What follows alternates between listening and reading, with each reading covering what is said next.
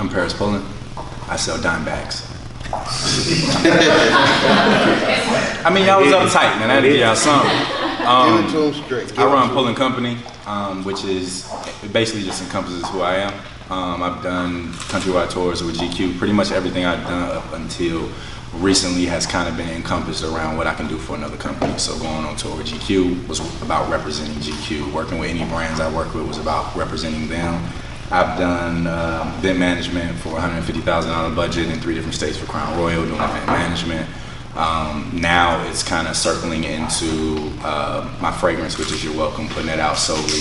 We just signed Match.com, so we're building an influencer agency that kind of creates the difference between the celebrity and the influencer. Right now, the influencer is based around getting a check every day. The celebrity is based around endorsement. So creating a space almost like a music studio where an influencer or somebody that needs to create album artwork all the way to their advertising plan can come and get that done all in one space. Mine is probably a little bit different, but I think everybody deals with it. My life is like easy breezy. And I say that in the sense of I only play offense, so I don't have a lot of challenges. If I'm not good in the area, 9 times out of 10, I don't even like being there. So like anything that I pick up is pretty much easy for me to roll it into a business like situation. Just off of playing, I mean, once you build one block, it's just a matter of keeping them going and not knocking them down. And now where I am is I'm 2 years just chilling on the couch doing events at SMG every Saturday. Like we did well there the last couple of years. So I was just chilling, and now it's building an agency and getting back into discipline, because I'm the guy that worked 2-3 jobs at a time just because I like to shop. So it's like going from having to be on the clock all the time. This is what time you get. Here's your penalties if you don't show up to work today, or if you don't get done what you want to get done. Then 2 years of being able to do whatever the fuck you want to do. And then going back into, all right, you're trying to get some employees under you, you got to write these checks, you got, these brands are giving you this expectations to get these things done. Getting back into the discipline of making that the priority when you've been able to say no has kind of been my biggest like challenge lately. But typically I don't have I don't have a lot of challenges. I play them. If it's a weakness, I'll pay for it. Okay, so we want to ask all the questions. Gotta get those. I was about to say, does anybody have an answer to that? Does anybody have an answer to that, knowing when it's the right time, I guess, to stop the... I think it's when you're good. Yeah. Like, I mean, it go back to the offense thing. Like, I think a lot of people play in fields because they thought it was cool, not because it's something that they really are like, yo, I'm good at this. For me, if I know, okay, Steph Curry shoots 3,000 3-pointers a day. In 6 months, if I do that shit consecutively, going back to what, number 5? Like, if I do that straight up and stay consecutive with it, consistent, and I'm not shooting like Steph Curry in 6 months, that basketball dream is dead. So I'm pivoting to the next thing. Like, you have to give yourself realistic expectations, and then I don't think it goes into that space, because you know when to move if it ain't, the feeling ain't right. Like, you going against the tide, like they were talking about the social media, Instagram ain't your thing, you know it's the biggest platform in the world. But if it's not the space that you thrive at right now because imagery ain't your space, then go to Facebook, go to Twitter, build that audience, and then you can move that audience where you are. But you gotta master a lane, whether it's basketball for LeBron, music for Kanye, and then we'll buy your shoe after that. I have a follow-up to that. So do you think that it's... I think it's a clear identifier between how much time are you putting in.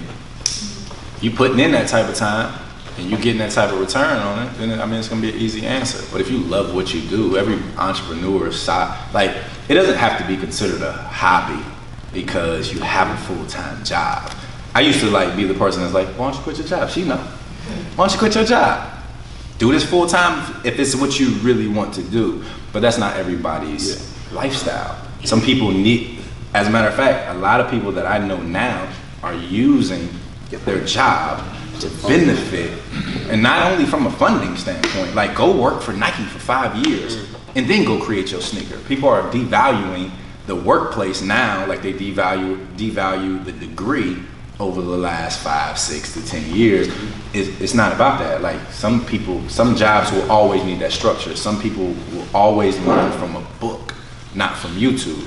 And it's really just different strokes for different folks. Like if you are doing well in your business and you love it, this hobby could very well buy the building for you to have that business. Like you gotta play it the way you want. Like you can't play, it's just like a relationship, right? Nobody gives a fuck what's happening at home because they don't know. So if it works for you, do it. If you feel inclined to quit, be ready to strap up your boots and run. Because there's other people who don't have that job in their way. So for me, it's learning what you like. Me and Fox talked the other day. I can't create shit during the day in graphic design no more. It has to happen after 9 o'clock when everybody else is at the club or doing some other shit. Why? I think it's an ego thing where I feel like I'm outworking you because I was able to do everything I wanted to do that you couldn't do while you was at work. So it's a mental thing. But for you, I did what I love to do, and then I got off and did what I love to do. That's a great space to be in too. You can be an entrepreneur and an entrepreneur. And to be clear, when I say it's overrated, I love this shit. It's overrated for the person who thinks that you're not gonna have to do everything. It is. You're gonna micromanage your team, you're gonna do your shit, and then you're gonna have to call on their shit. It's just the way the game is. So if you think you're going to leave your job where you have 8 hours structured for you on what you're gonna do, they even got busy work for you. Like, it's at every job, there's something you gotta fucking do if nobody calls. If you have nothing else to do, they still got, well, plan this out. It's always on your agenda, whether you're doing it or not. And when you work there, because it's not your shit, you've already figured out how you can take 30 minutes of that time.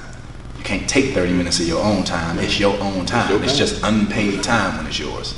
So if it's not something that you, like he said, are gonna jump. I got my daughter at home right now making stickers for markers so she can sell them next week. Because she liked markers and she wanted to draw on some stickers. So let's turn it into a hustle. Let's get money. But now she want to mass produce. Guess what? You can't charge the same price for the mass produced shit as you was gonna do for the custom. The quality is different. You got to learn all those aspects of what your product is, what you have to offer. And if you're not completely in love with that after you write it on paper, you might want to do something else. What the minimum is, and then also how much I need to have saved up so that I would be okay for 6 months to a year, you know, on my own without any kind of income. And that's what kind of boiled down to my question. What do you feel like is a safe amount, or basically just enough to cover the 6 A year and a half. Year and a half. Yeah, Year and a half. Yep. 90 days. I say 6 months. 90 days. You want me to tell you why? 90 days is the determining factor. Money changes, time don't, right? Person that wins is a person that is consistent over time. Facts. That's facts. And just do more. Like It's apply. clear indicators. If you don't get results based off of you doing more, Do more, do different. like, Same amount, do something different. I'm getting back into like the routine of myself now because, like I told you, I've been off for 2 years. So like me bringing Lil Fox into the situation to kind of help things get organized, it just so happens to help that she does photography and can handle those spaces. But me figuring out when I can actually sit on my computer and stay on it for 5 hours and edit, when I can plan in social media time, because we was taught stay off Instagram, like don't get on social media, but that is your network. That's your television show. Can't nobody tell you what the fuck to do with it. Nobody.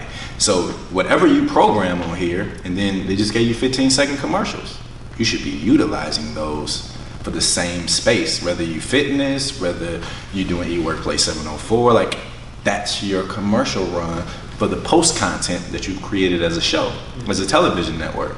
But for me, those things aren't in routine. That shit happen when it happens. We may plan photo shoots and stuff like that, but I'm not personally in a space doing so much that I need to wake up at this time, get here at this time, do this at that time. If I got a haircut, some food, I'm pretty good. For real. Like, it's different strokes for different folks. He got probably 4 or 5 more businesses that are geared towards different things. I don't gotta leave the house. Right. Somebody gonna call me about doing something. Still got the club on Saturday. If it don't rain, money. Yeah. You gotta put yourself in those positions where your routine is completely catered to you. Because there's a lot of people that can outwork me right now. Just me getting back into the groove of, I need my sleep right now. I'm finding myself tired as hell. If I don't get out or go to the gym or do those things that give me an extra energy boost, I'm tired as hell. And it's just me getting back into that space. But I guarantee you, whatever game you're playing, it don't look better than my practice. So when I load that Instagram up and I go BOK or Hennessy Black or I'm overloading in a short period of time. So I'm doing 160 hours for the month in one sitting, and I'm done. So it's whatever worked for you and the best. Some cats drop albums, some cats drop mixtapes. I prefer albums. Routine. I think that word routine don't really apply to more entrepreneurs. It's more so just like what you gonna do. Like, what's one piece of advice that you would give somebody starting off, you know, trying to come out to Plan. Know who you are. Yeah. Self-awareness is my biggest thing. It covers every like point that I talk about in any scenario by accident. I don't talk about football because I don't watch it. I can sound like a know-it-all all up here, and then y'all can talk about football, and I will walk out the door. It's not my shit. I know who playing if you got an endorsement deal, but I watch basketball because of people, what they're doing in business is where my interest level is.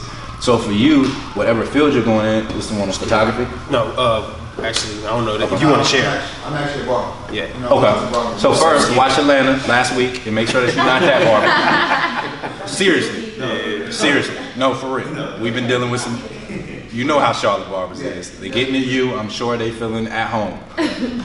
But if you don't tighten up in the areas in which you want respect, you won't get respect. Right? So if you don't treat me like the customer, like my money don't matter to you because you had something else going on, this is priority number one. This is where you're trying to build your business. So in order to focus in those areas, you have to be self-aware on your time, what you're willing to do, and most importantly, what you're not willing to do. That's more important than anything else because it'll keep you in a box in which you can produce faster. And once I got to the point where I'm like, yo, I'm not going widescreen. Everything I shoot going to be 1920 by 1080 because mentally I don't have the capacity to shoot a whole YouTube, and it's not going to be as interesting until we get into the space we want to be in.